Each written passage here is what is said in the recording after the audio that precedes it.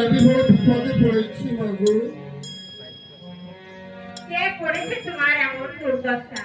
রাজা বিভীষণ করেছি মাগো, আমাকে হস্তপদ বন্ধন করে এই অন্ধকার কারাগারে নিক্ষেপ করেছি মা।